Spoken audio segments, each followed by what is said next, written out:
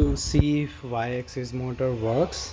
And at times, like when I try to move this, sorry, x-axis motor, um, sorry, it is y motor axis with x cable in there, but I see here this sound, but it's not actually moving anything at all.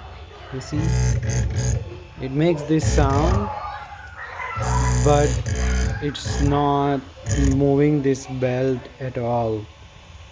Okay, I'll stop.